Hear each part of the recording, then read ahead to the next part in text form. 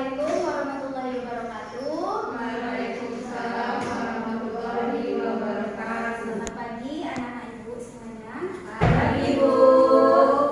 Oke, sebelum kita mulai pelajaran kita pada hari ini, ada baiknya kita berdoa terlebih kepada ketua kelas. Dipersilakan untuk memimpin doanya.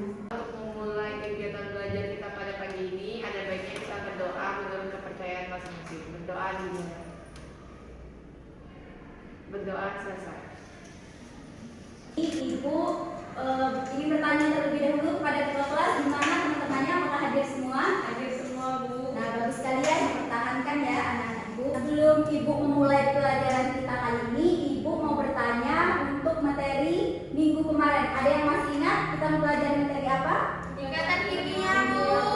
Nah, benar sekali ya, minggu kemarin kita mempelajari ikatan kimia.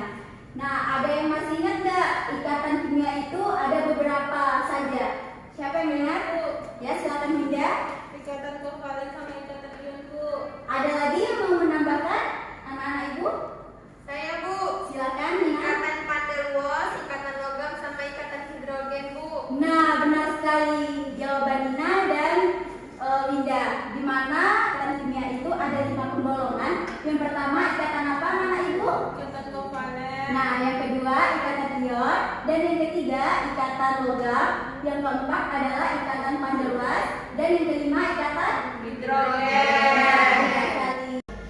Nah, pada pertemuan kita kali ini kita akan membahas mengenai tentang larutan elektrolit dan larutan non elektrolit. Nah, sebelumnya Ibu akan menyampaikan tujuan dari pembelajaran kita. Yang pertama, siswa dapat membandingkan sifat larutan berdasarkan daya hantar listriknya melalui demonstrasi percobaan yang bakal Ibu lakuin nanti.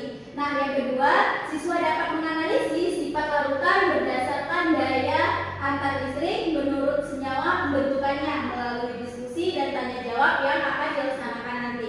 Nah, yang ketiga, siswa dapat melakukan prosedur kerja percobaan sifat larutan berdasarkan daya hantar listrik melalui demonstrasi yang akan Ibu lakukan nanti. Nah, yang keempat itu siswa dapat menyimpulkan hasil demonstrasi percobaan daya hantar listrik larutan melalui presentasi nanti. Nah, coba anak-anak ibu perhatikan gambar di depan.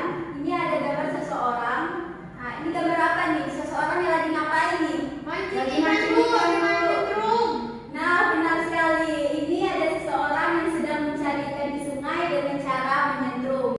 Nah, ibu ingin bertanya mengapa ikan kesetrum saat air sungai dialirkan ke listrik? Ayo, siapa yang bisa jawab? Saya, Bu. Ya, silakan. Karena air dapat menghantarkan listrik, Bu. Sekali ya jawaban Lara, di mana air sungai itu dapat menyetrum ikan karena dia menghantarkan arus listrik. Nah, sebelumnya Ibu ingin menampilkan video. Pada saat Ibu menampilkan video, silakan anak-anak Ibu amati dan nanti adik-adik jawab juga. Untuk videonya bisa anak-anak Ibu ke depan. Air laut bisa menghantarkan arus listrik karena di dalamnya mengandung ion-ion kayak N+, Cl, Mg2+, dan ion-ion lain. Kalau dilihat dari daya hantarnya, larutan dibagi jadi dua macam, larutan elektrolit dan non-elektrolit. Larutan elektrolit itu larutan yang pelarutnya air dan bisa menghantarkan arus listrik. Contohnya yang tadi. Sedangkan larutan non-elektrolit itu larutan yang tidak bisa menghantarkan arus listrik. Salah satu contohnya larutan bulan. Menurut Suateonus Arrhenius, ilmuwan asal Swedia, larutan elektrolit bisa menghantarkan listrik karena mengandung ion-ion yang bebas bergerak. Ion-ion itulah yang menghantarkan listrik ke larutan. Kayak di air tadi, ion-ion yang ada di air laut menghantarkan listrik dari alat setrum ke ikan. Jadi walaupun ikan tidak terkena langsung dengan alat setrum, ikannya tetap bisa mati. Setelah kalian telah mengamati video ini, apakah ada yang ingin bertanya? Dipersilakan. Bu, Ya, silakan. apakah kita akan mengamati larutan elektrolit itu dapat menghantarkan listrik dan non elektrolit itu tidak dapat menghantarkan listrik, begitu ya, Bu?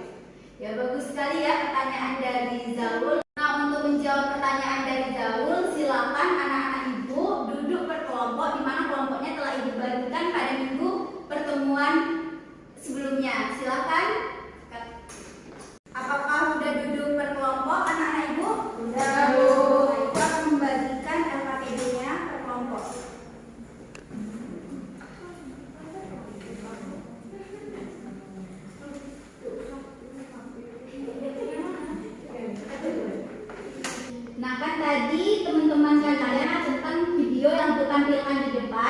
dan Ibu kasih waktu 3 menit kalian untuk menjawab pertanyaan dari gaul tadi.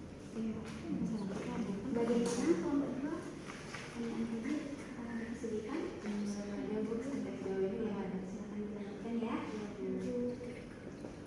Anak-anak ibu semuanya, waktunya sudah habis. Dipersilakan untuk kelompok 2 untuk menjawab pertanyaan dari kelompok 1. Baik Bu, saya perwakilan dari kelompok 2 akan menjawab pertanyaan dari kelompok 1.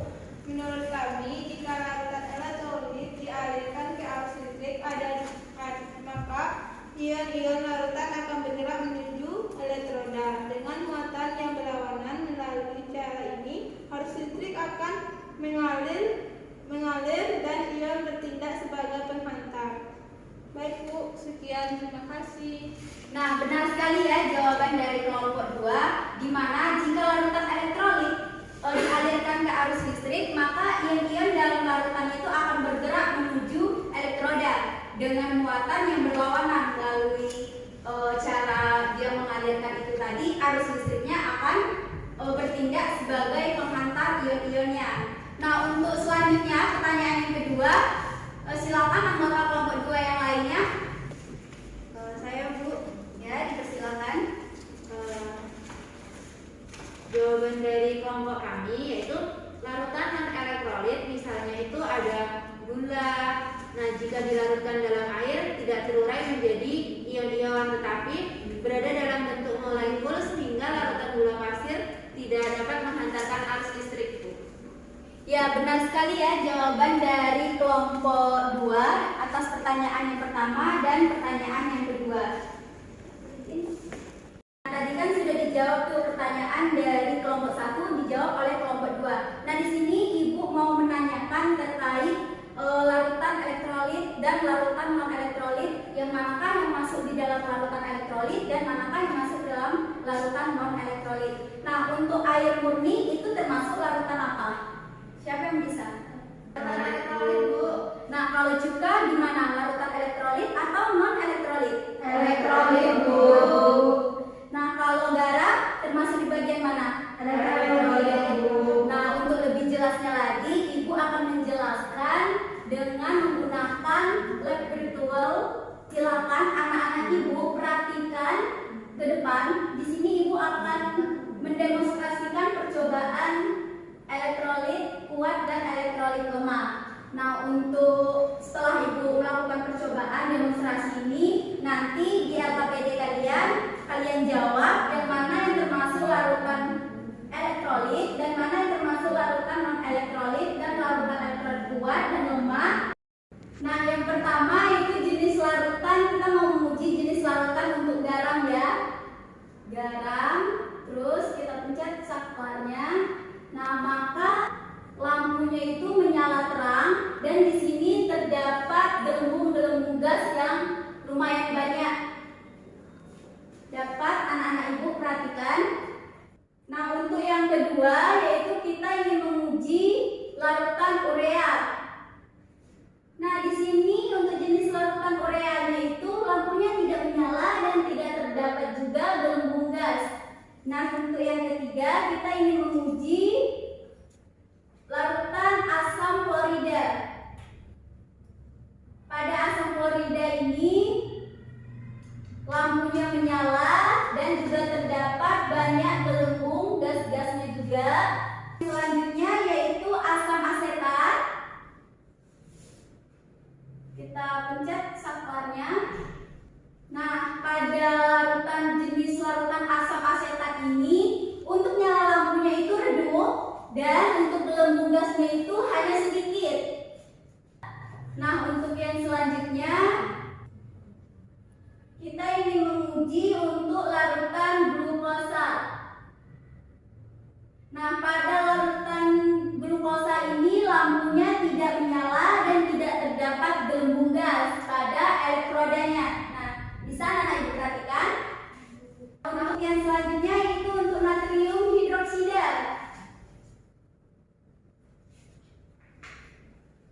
Pada natrium hidroksida ini nyala lampunya itu sangat terang dan juga terdapat gelembung pada elektrodanya. Nah, untuk percobaan demonstrasi yang telah Ibu lakukan itu sudah selesai. Silakan anak-anak Ibu kerjakan di situ. Di LKPD-nya itu terdapat ada tabel bagian hasil dan pembahasan. Nanti Ibu ajak siapa yang bakal membaca hasil dari percobaan demonstrasi yang telah Ibu lakukan tadi. Silakan dikerjakan. Baik, Bu.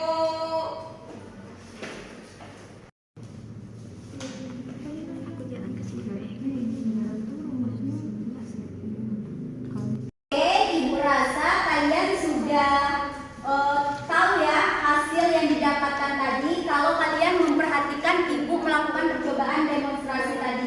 Nah, Ibu pengen kelompok 1 silakan untuk membaca hasil dari percobaannya tadi. Dipersilakan.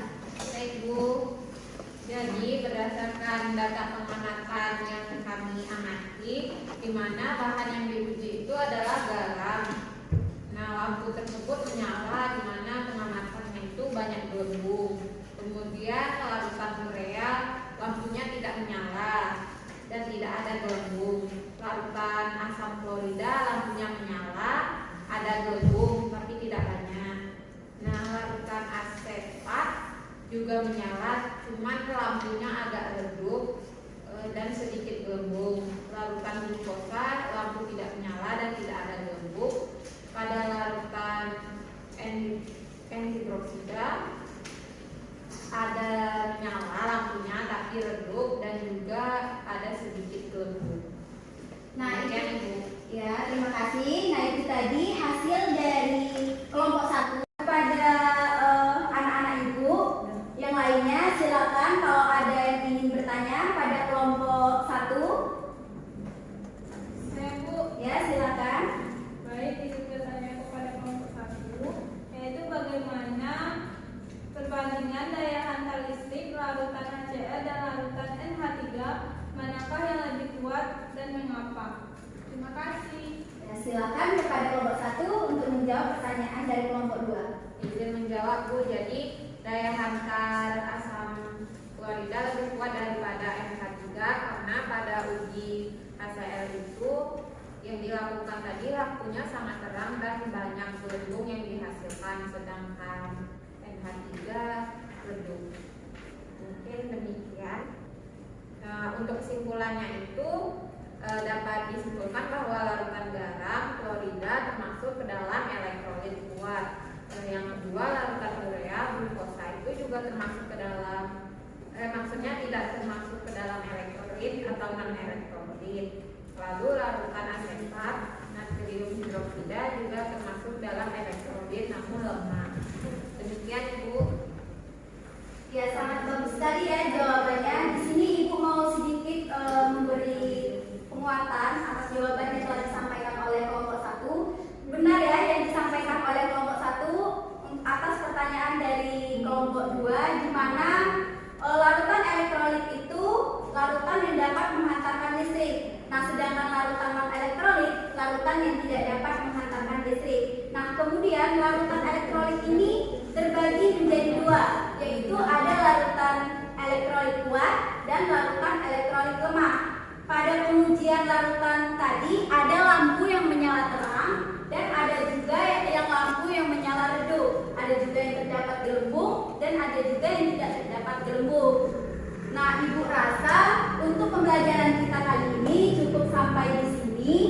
Untuk pertemuan selanjutnya di LKPD yang telah Ibu berikan tadi, silakan anak-anak Ibu mengerjakan tugasnya untuk minggu depannya lagi itu dikumpulkan. Paham kan tugas yang mana yang bakal dikerjakan? Kepada kepala kelas, silakan untuk memimpin doanya. Baiklah, untuk mengakhiri kegiatan belajar kita pada hari ini, kita berdoa menjaga kepercayaan dan agama masing-masing. Berdoa dimulai. Berdoa selesai.